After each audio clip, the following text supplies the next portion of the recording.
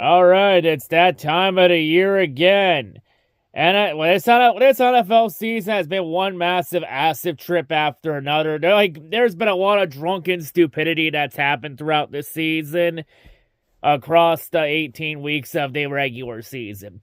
But now, through all the drunken stupidity and the drug acid trips, we have now reached January football. As, of course, we started with 32 teams. And after 18 drunken, we fell on their ass and stumbled into Cancun. We are now down to our last 14 teams that will do battle for the 60th Lombardi Trophy. So let's see how this year's playoff field stacks up. So, beginning with the AFC. So the AFC, the 1 seed is the Denver Broncos. Interesting choice that the Broncos won the AFC West. Let's be honest, I think we all thought it was going to be the Chiefs at the start of the year, and then the bottom fell out for the Chiefs. This is how, you want to know how drunk this playoff field is? Kansas City isn't even in the mix this year. And with the Chiefs out, that means we're guaranteed a new AFC champion this year. But the Broncos, they've been dancing through the raindrops this year. Their defense, the main thing carrying the Broncos is their defense. That defense has been lights out. And, the offense has been pretty hit or miss. It can be inconsistent, but they do turn it up in the fourth quarter with Bo Nix leading for a bunch of fourth-quarter comebacks. But, Sean Payne definitely deserves a lot of credit for it. But, definitely carried by the defense. I mean, the last time the Broncos carried to the 1 seed by their defense, they did win it all back in 2015, 10 years ago. So, could the Broncos pull another magical run off? I mean, with how drunk this season has been, anything's possible. Yeah. Anyway, to the 2 seed. Our 2nd seed is the return of the New England Patriots. Jesus Christ, the top 2 seeds. It seems like we're back in 2015 all over again. New England is the 2nd seed, with Drake May having a massive season, taking that next step forward. Just absolute, honestly, the Patriots, it's just crazy how much of a difference 1 year can make. Drake May playing at an MVP level. You even have Patriot players getting accused of sexual assault and having other run-ins with the law, like Christian Barmore and Stephon Diggs. With all those issues with the laws they've had, it just shows that the Patriots are officially back at business. Everyone thought the Patriots were dead when Tom Brady left. But honestly, this is what happens when you don't put the stake in Dracula's heart. He inevitably comes back for blood. And that's what happened with the Patriots. Definitely a lot of this is 100% should be credited to Mike Vrabel doing an outstanding job. It just shows how much a difference 1 year makes. Honestly, if Vrabel was the end game for the Patriots, why the hell was he not hired last year? Honestly, he would have been a better choice last year than going with Gerard Mayo. But yeah, of course, as it is the law, there has to be one good Boston team in the sports world. The Red Sox are just a contender. Well, the Celtics can be a contender, but they're going to feel the effects of not having Tatum this year. And the Bruins are an absolute shit show. But the Patriots have taken back their mantle as the top dogs in Boston. For the rest of the AFC, God help you all. Now to the 3 seed, the Jacksonville Jaguars. As the Jaguars are also another example of how much a difference 1 year can make. Just keep this in perspective. We have 2 teams in the playoffs this year that lost 13 games last year. And in 1 year, they turned it around to win 13-plus games this year. Keep in mind, before this year, there's been only one NFL team in NFL history that lost 13 games 1 year and then proceeded to win 13 games the following year. Believe it was the 2000 Indianapolis Colts. It was the Colts for sure. And now the Jaguars and Patriots are added to that list. With Trevor Lawrence taking that next step forward and finally living up to that hype he had coming out of college in Clemson. Finally living out to it and finally living up to his potential instead of being a massive cock tease like he's been throughout most of his career. Even Liam Cohen coming in and helping turn the Jaguars around. The main question with Jacksonville is, this just seems to be a trend, because every time that Jacksonville's always running a new head coach, they always make the playoffs their first year, and then the bottom falls out again. So is this just a sign of things to come, or is this just another one-year flash in the pan with a first-year head coach? Time will tell there. Although Jacksonville could make some noise in the playoffs if they play their cards right. I mean, out of everybody that's made in the playoff field this year, Jacksonville actually has the best record out of everyone in the AFC playoff field against teams with winning records. So, Duval could be the way to go in the AFC. Can Jacksonville take that next step? Time will tell there. Now to the 4th seed, we have the Steelers. Never say Steelers bullshit isn't real. The bullshit in Pittsburgh is 100% real. It was on full display in the Sunday night game against Baltimore. And just think of this, Steeler fans. You are possibly a Tyler Woot missed field goal away from firing Mike Tomlin. Because most likely, whoever lost that game was going to be out of a job as head coach.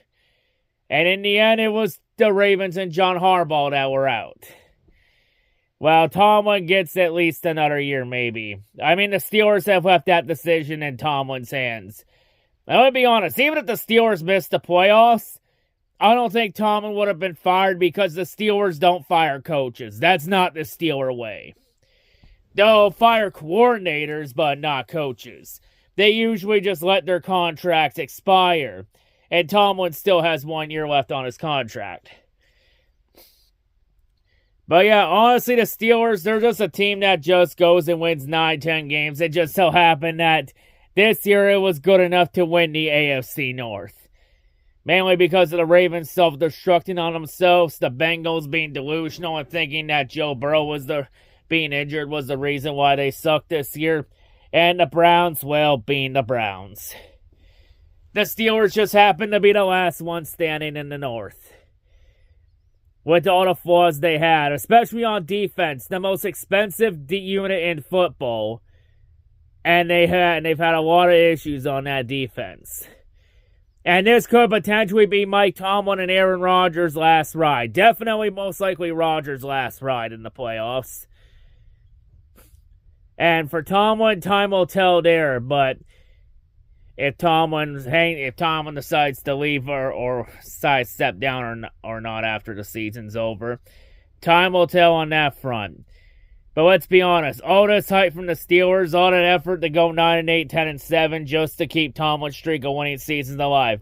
All that just to get your asses whooped in the first round. Is it really worth it? Because I'll be honest, the Steelers under Mike Tomlin the last few years, they remind me a lot of the 2010 Detroit Red Wings of the 2010s. Because throughout the first half of the 2010s, the Waynes also had a streak like the Steelers with Tomlin's winning records, where the Waynes were trying everything in their power to keep the playoff streak alive at all costs. Keeping the streak alive just gave the Waynes a one-way ticket straight to hell when the bottom fell out. You know what kind of ticket the hell it got the Waynes? The ticket was the Waynes haven't made the playoffs in the last 10 years. That kind of hell.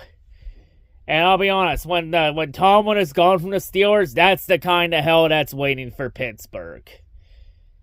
And they could get a quick dose of it against their opponent in the first round with the 5 seed.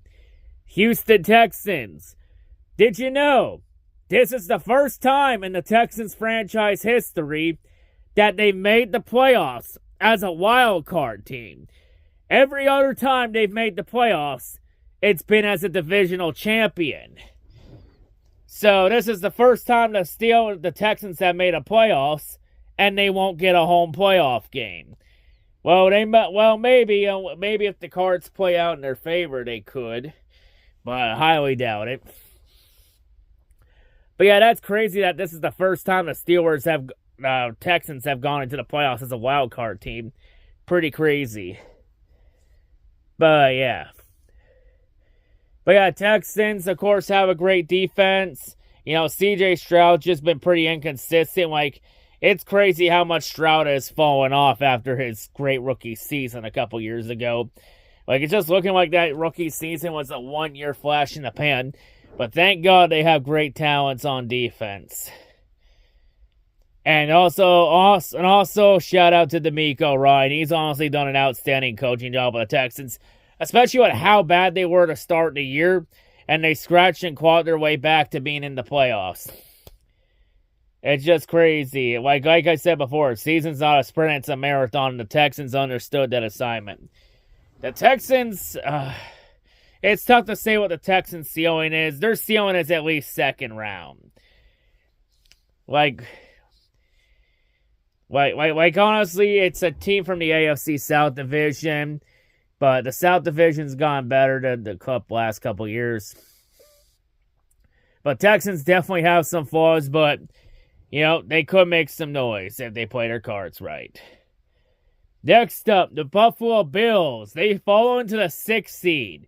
Their streak of winning the AFC East is dead, and the Patriots are officially back in as the emperors of the AFC East. And I'll be honest, this is probably the Bills' best chance at winning a Super Bowl.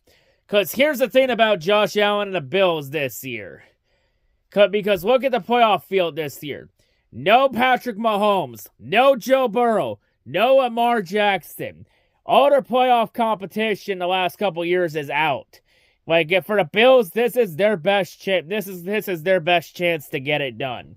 The problem is the Bills have been very inconsistent this year.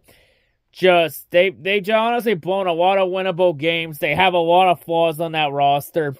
It's literally just Josh Allen carrying a bunch of scrubs to relevance. And carrying John McDermott to relevance. And keep in mind, if the Bills go one and done in the playoffs, there have been some rumors that potentially Sean McDermott could be on the hot seat coming into the playoffs because of lack of playoff success. So the only way Sean McDermott could be saved is a deep run. And let's be honest, even with all of the Bills, even with all of Josh Allen's major competition like Mahomes, Burrow, and Lamar out, the Bills are still gonna fuck it up. Because that's just how Buffalo does. Buffalo just find a way to once again fall short. What a shame. Josh Allen's a great player. He definitely deserves a ring. Just too bad the Bills just can't get over that hump. And now we get to our 7th seed, the Los Angeles Chargers. As the Chargers happen to be the 2nd place team in the AFC West. Had a chance possibly, but squandered it late in the year to the Broncos for possibly the AFC West in the 1 seed. That's just the Chargers. Anytime you try and trust them to do something, they always find a way to F it up without fail. Even with Jim Harbaugh in the fray and having Justin Herbert in, you keep forgetting this is the Chargers. The Chargers are known to choking when it matters the most. Could the Chargers turn it up this year in the playoffs?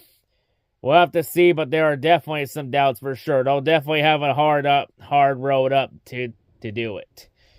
As of course, this year's playoff field is pretty wide open this year. But yeah, those are the 7 AFC teams this year. Now let's go to the NFC. Now to the NFC playoff field. And this playoff field is a massive trip if I've ever seen one. Now let's start off with the 1 seed. The Seattle Seahawks. Who actually had the Seahawks being the 1 seed coming into the regular season this year? I don't think anybody saw this coming. Maybe potentially a wild card berth, but to be the 1 seed? That's crazy. Like, honestly, a very good defensive, suffocating defensive unit from Mike McDonald. Sam Darnold proving that last year for the last season with the Vikings wasn't a fluke, 1 year flash in the pan. And picking right back up where he left off in Minnesota. And he actually won a big Week 18 game with major playoff implications in a winner-take-all game. The thing he lost in Minnesota last year for the North and the 1 seed. This time he was able to win it for the West and the 1 seed. And keep in mind, Seattle has always weirdly done well every time we've elected a new pope in. Because every time we've elected a new pope, Seattle has won at least 13 games those years. And oh yeah, the 2 other previous times we've elected a new pope, Seattle has made the Super Bowl both times in this millennium.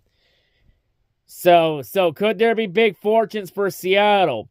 It is very possible they play their cards right.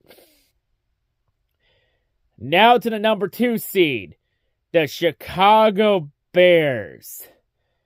Yeah, this is how you know this is one of that giant acid trip. Like, how did the Chicago Bears get in here?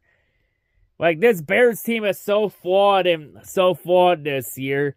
Like, hell, they had a losing record against the entire NFC North. They went 2-4 against the North. Hell, the Bears even got swept by the last place Detroit Lions in the North. That's how you know how flawed they are.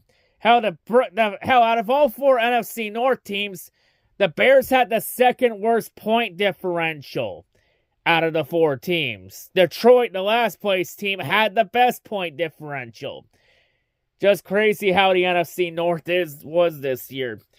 Just Chicago happened to be the last team standing with Detroit's inconsistencies, Minnesota's inconsistencies, and then Green Bay getting banged up late in the year. Chicago just happened to be the last one standing in the NFC North. And even with Ben Johnson being the offensive genius he is, he still couldn't get Caleb Williams to 4,000 yards, falling about 50 yards short.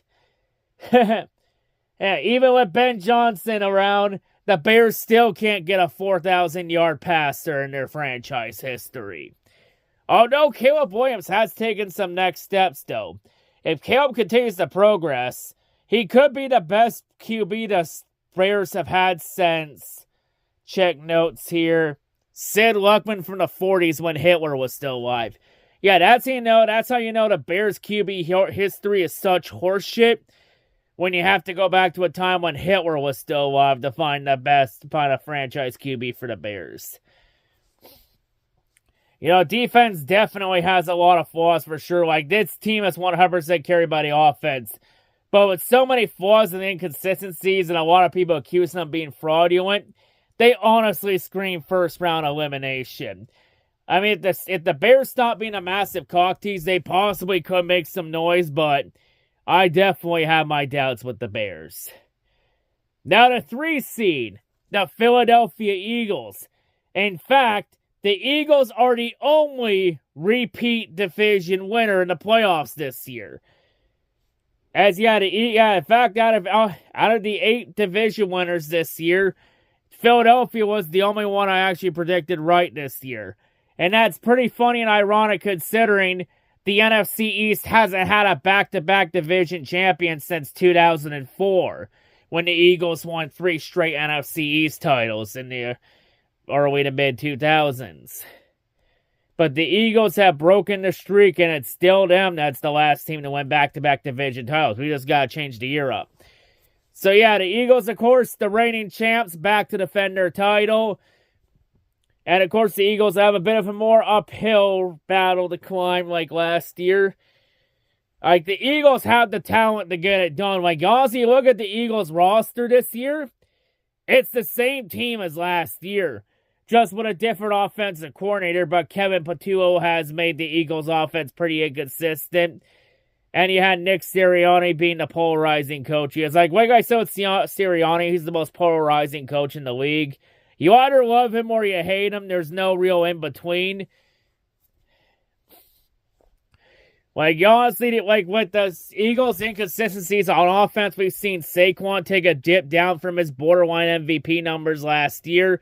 But the Eagles' defense is 100% carrying this team, as the Eagles' defense has been as dominant as they were last year. Easily a really good, great, well-oiled machine with Jalen Carter and Jordan Davis. And, of course, the secondary, too, with Cooper DeJean and Quinyon Mitchell. Just a very good defensive unit still. Like, if the Eagles make it go deep in the playoffs, it will be 100% off that defense. But you gotta wonder if that defense can carry them through the offense's inconsistencies. Like, the Eagles coming in, they're one of the biggest boom or bust teams coming in. Like, the Eagles are either gonna go deep, or they're gonna go one and done. There's no in between.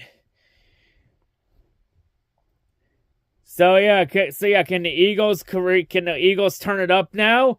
Or will the Eagles' offensive inconsistencies keep them from the promised land this year? Time will tell. Now, to the 4th seed, we have... Am I seeing this correctly? The Carolina Panthers? Really? They won the NFC South. The division that nobody wanted to win. And they drunkenly stumbled their way in. At 8-9. Despite all the issues and inconsistencies the Panthers have had. They were the last ones standing in the South.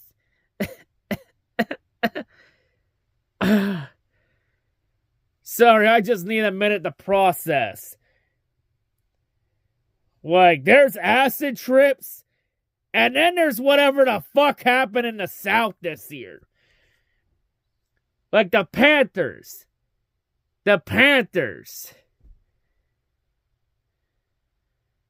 Yeah, we sacrificed Minnesota and Detroit in the playoffs for this. Let's be honest, even if we could have teams past division winners proceeding like the Detroit proposed in the offseason, the Panthers still would have been in as a 7th seed because they would have guaranteed the division winners would have been at least in the playoffs.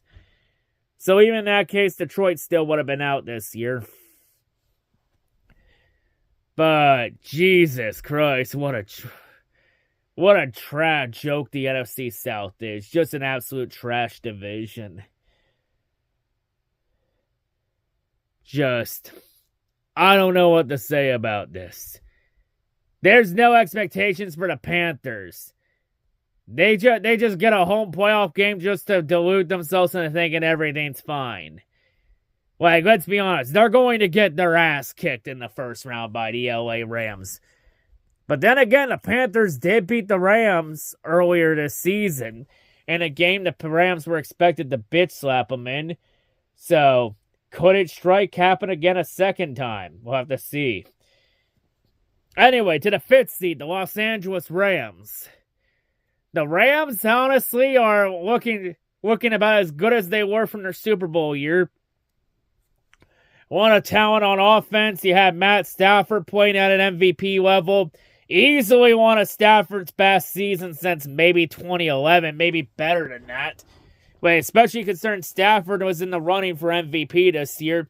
You got Devontae Adams in there, Puka Nacua, even though Puka's starting to be a bit of a diva, especially with how much he complains on social media and complain about the officiating. And him complaining about the officiating is why now players are no longer allowed to complain about the refs. Or else it's a $25,000 fine for actions detrimental to football. So if you're wondering why that fine now exists, just blame Puka Nacua for it. And of course, the Rams defense is one of the top units in the game. You know, a lot of great playmakers in that front seven. Just a great unit, even though the Rams had some inconsistencies throughout the year and blown a couple winnable games this year, especially the Panthers earlier this year. You know, the Rams could easily make some noise in the playoffs if they play their cards right and get the favorable matchups. So anything's possible, especially with how wide open it is this year. Next up, the San Francisco 49ers. The Niners are back in the playoffs, and this playoff trip for the Niners, it saved a lot of jobs in Santa Clara. Because if the Niners missed, I think there was a strong possibility that Kyle Shanahan possibly could have been fired after this season if the Niners missed the playoffs and fell short again. But this time they made it back in. Even though they've been banged up to hell and back with all the injuries they've had, even winning the Injury Bowl this year. And when the Niners were presented with the Injury Bowl trophy, another Niner player got injured during the trophy presentation. That's just the luck with it. Like honestly, if we counted Injury Bowls as actual championships, the Niners would have a dynasty with it right now, with how many Injury Bowls they've won over the last couple years. Just crazy. But yeah, you still got Brock Purdy and George Kittle in there, but they're still banged up, losing a lot of key players on defense like Fred Warner and Nick Bosa. Some pretty good playmakers on that defensive side. There's most likely you don't have Brandon Ayuk because Ayuk ousted himself as a diva, and will be gone in the offseason. But yeah, even despite all that, they're still in the playoffs. And anything's possible because usually every time the Niners make the playoffs, they either make a deep run where they go to the NFC title game or the Super Bowl, or they go one and done. There's no in between. So yeah, and I'll be honest, the Niners, they could go deep in the playoffs if they play their cards right. Gonna be pretty wide open this year. And then finally, we get to the 7th seed. The Green Bay Packers. So once again, through 3rd year in a row, the Packers have made the playoffs 3 times out of 3 with Jordan Love. All 3 times, it has been as the 7th seed. So great consistency by the Packers to remain the 7th seed. Even when Detroit was even with Detroit's inconsistencies, Green Bay still couldn't win the NFC North this year. Even with Jordan Love having the best season of his career so far, they still couldn't win the North. Just a lot of inconsistencies from Green Bay overall. Here's the crazy thing. We've had 3 teams in the NFC North win 9 games this year. Green Bay was the only one of those 3 to make the playoffs. Just shows how competitive the North has been this year. And how much of a bloodbath it's been. But yeah, honestly, if Green Bay didn't suffer a bunch of injuries late in the season, especially with Micah Parsons' ACL injury, prayers to him, that Green Bay would easily be a dark horse contender for the Super Bowl. But now Green Bay's just limping in. Maybe Green Bay's ceiling at bare most is 2nd round, but I don't think that Jordan Love 27 prophecy that we saw with Favre and Rodgers in the past is going to save him this time. Maybe it could have saved them if Parsons was still healthy, but let's be honest. Parsons was the heart and soul of that Packers defense. That defense is not the same without Parsons there. Maybe they could win a playoff game, but that's about the ceiling there is. And of course, Matt LaFleur's job is reportedly on the line coming in. Because if the Packers go one and done, there has been rumors that Matt LaFleur could be on the hot seat if the Packers don't go one and done again. But keep in mind, the Packers are the only team in NFL history to win a playoff game as a 7th seed. Which always but legitimizes a 7th seed that probably shouldn't exist. But yeah, that's the playoff field for this year. So with all that out of the way, here is how the bracket looks like coming in this week. And also consider this video my predictions video for the wild card round, by the way. So here are our wild card round matchups. Of course, Denver and Seattle, they have, since they're the 1 seeds, they have round 1 bye, so they move to the 2nd round. So AFC side, we have New England versus the Los Angeles Chargers. We got Jacksonville facing Buffalo, and Pittsburgh plays host to Houston. On the NFC side, we have Chicago playing host to Green Bay, Philadelphia plays host to San Francisco, and we got Carolina somehow hosting a playoff game against the Los Angeles Rams. So, out of the 12 teams in the wild card round, which 6 will advance to the divisional round of the playoffs? So here's who I got advanced into the divisional round of the playoffs. Of course, my game winners are highlighted in green. So AFC side first, I have New England advancing over the Los Angeles Chargers.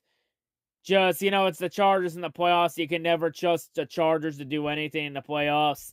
I think the Patriots being at home is a favorable matchup. I see the Patriots taking care of business at home against the Chargers. I got Jacksonville advancing over Buffalo at home. Because here's a fun fact. Did you know that Josh Allen has never won a road playoff game in his career? In fact, because in Josh Allen's career at Buffalo so far, Josh Allen is 0-4 in road playoff games. Of course, 3 of those losses have come to Kansas City. And even with no Allen, even for the Bills, even with no Mahomes, no Lamar, and no Burrow, the Bills are gonna find a way to fuck up a golden opportunity. And it's gonna suck for Buffalo too, because this is their best chance to win a Super Bowl this year with their main competition gone. They're never gonna have an opportunity like this ever again. I think Jacksonville gets it done. I think Jacksonville's defense can stop the Bills' inconsistencies. So I'm going to take Jacksonville to move on over Buffalo. And in the last matchup, I got Houston advancing on the road over Pittsburgh. I think, like so far with the Texans' tenure with DeMeco Ryan, the Texans have won at least one playoff game in the 2 years that DeMeco Ryan's been the coach. I see that streak continuing, even on the road playoff game. I think the Texans get it done on the road, so I'm going to take Houston. I think Pittsburgh's luck runs out after round 1. But the Steelers at least got their 9-8, 10-7 Super Bowl to keep Tomlin's winning season streak alive. NFC side. So, Chicago, Green Bay. Normally, the rule is you don't root for a divisional rival in the playoffs. But I have no choice in terms to Green Bay, Chicago. Honestly, I want them both to fucking lose, but we can't have that option. So in this case, it's pretty much picking the lesser of two evils. And let's be honest, between Chicago and Green Bay, the Packers are easily the lesser of two evils, hands fucking down. Because at least the Packers' fan base isn't a trash shit pile like the Bears' fan base is. Plus, let's be honest with how flawed the Bears are. I think Chicago's going to choke the Green Bay. I'm taking the Packers on the road to upset the Bears to once again legitimize the 7 seed that probably shouldn't exist. I think the Packers will win a playoff game, and that will somehow make Matt LaFleur keep his job for another year. In terms of Philly, San Francisco, I got the Eagles advancing over the 49ers. I think the Eagles' defense is going to be too much for the 49ers and Shanahan to handle. I think the Niners' injuries are going to catch up to them. Because usually the most healthy teams in the playoffs are the ones that go the furthest. And Philly is way more healthier than San Fran. I think those injuries are going to catch up to the 49ers. So, I got the 49ers being one and done. I got Philadelphia advancing to the divisional round. And finally, I have the Rams advancing over the Panthers. I don't think it's going to be like that regular season meeting a couple weeks ago. I think the Rams are going to be well more prepared for this game. And I see the Rams taking care of business on the road in Carolina. Just Carolina, honestly, Carolina's not going to have a chance this time. Their luck's going to run out. So I got the Rams advancing, which means for my divisional round matchups, I have Houston versus Denver, and I got Jacksonville versus New England on the AFC side. On the NFC side, I have Green Bay versus Seattle, and I got the Los Angeles Rams versus Philadelphia. So, out of these 8, who will advance to the third round to the AFC and NFC championship games, respectively? So here's who I got advancing to the AFC and the NFC championship games. So on the AFC side, I have Denver advancing over Houston. I think the Broncos defense is gonna be too much for the Texans to handle. I think Houston's sealing a second round, and this is where once again Houston will bow out once again failing to make it past the second round. As I think the Broncos will definitely make it to the AFC title game. I think the Broncos definitely got the horsepower to get it done. No pun intended. In terms of New England, Jacksonville, that's a 50-50 toss-up that could go either way. I could see that being a high-scoring shootout with Drake May and Trevor Lawrence, but I think Mike Vrabel, he's very motivational and a great leader, and I think he's going to have the boys motivated and ready to go in Foxborough. I got the Patriots beating the Jaguars. It's going to be a close game, but I think New England gets it done at home over Jacksonville. On the NFC side, I have Seattle advancing over Green Bay. I just think the injuries on Green Bay's side are going to catch up to them in the second round. And I think that Seahawks defensive unit from Mike McDonald's going to be too much for the Packers and Matt LaFleur to handle. So I got Seattle advancing over Green Bay.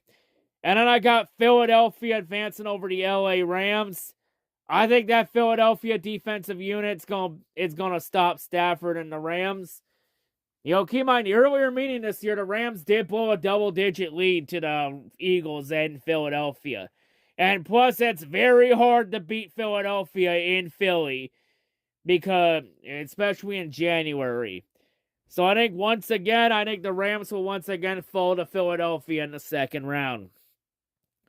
So for my championship games predictions, I think the AFC title game is going to be New England versus Denver once again. Rematch of the 2015 AFC championship game. This time with no Tom Brady or Peyton Manning in the helm.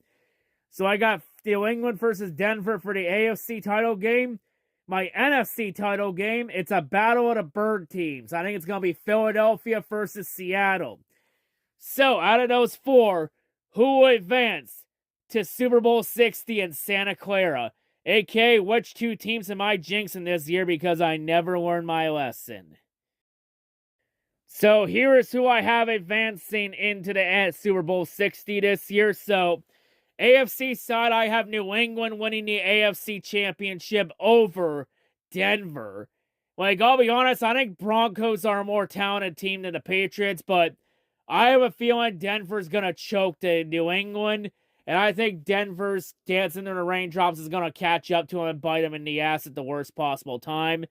And I think it's going to be to the Patriots, and I think the Patriot Empire is going to really roll their way back into the Super Bowl. So I have New England advance into the Super Bowl this year. NFC side, I have Seattle advancing over Philadelphia. I think that could be a really low-scoring defensive battle, but I think the Eagles' offensive inconsistencies are going to kill the Eagles when it matters the most, and it's going to prevent Philadelphia from going back to the Super Bowl, as I think they fall in the third round in the NFC title game to Seattle. Plus, fun fact, usually whenever the bird teams have met each other in the playoffs, outside of 2019 with Seattle and Philly in 2019 when Seattle won on the road, usually when the bird teams meet in the playoffs, whoever is the home team usually has won outside that one time in 2019. Outside that game, usually the home team has won. So I think Seattle gets the edge there. So in the end, my Super Bowl 60 matchup, my prediction, I think it's going to be New England versus Seattle. A rematch of Super Bowl 49, 11 years in the making. Of course, with none of the people from that Super Bowl, like no Belichick, no Brady, no Pete Carroll, and no Russell Wilson. Hell, no Marshawn Lynch either. Or Malcolm Butler. Gonna be a lot different New England, Seattle. Like, honestly, two teams, honestly, looking at destiny. Like, you have the Patriots, who looked like they were dead, but the Empire might be back in business with Mike Vrabel and Drake May. And you have the Seahawks, who are once again blessed to have another 13-win season with the Pope. And possibly making the Super Bowl a third time in this millennium every time we've elected a new Pope in. But out of these two, only one can hoist that Lombardi. And in the end, out of two Destiny teams, who do I think gets it done? The New England Patriots. I'll be honest here. If you put Mike Vrabel in the Super Bowl with a chance to win it, it's right there for the taking. Like, Vrabel couldn't get it done in Tennessee, never got that opportunity, but I think he gets it with New England. And I think if you give Vrabel a chance to game plan for a Super Bowl, he can 100% win it. Like, honestly, with the way everything's going and how much of an acid trip this season is, I think everything's lining up for New England to win their 7th Super Bowl this year. And that would make New England the first team to win 7 Super Bowls ever. And so far, New England is tied with Pittsburgh for the most with 6 right now. But yeah, I think it's gonna play out like Super Bowl 49, where once again New England wins over Seattle, but it won't end in heartbreaking fashion like it did when Seattle lost it on the 1-yard line. But yeah, it would be a really good matchup. But I think New England. I think everything this year is lining up for New England to win it all. Like, you got Drake May having his coming out party. You have Vrabel turning things around. And the Patriot Empire being back in business. Like, I think the Patriots are back. God help you all. But anyway, those are my predictions for this year. That's all I gotta say. And I'll see you all later. Watch me be badly wrong after the wild card round, because that's just my luck with this. But yeah.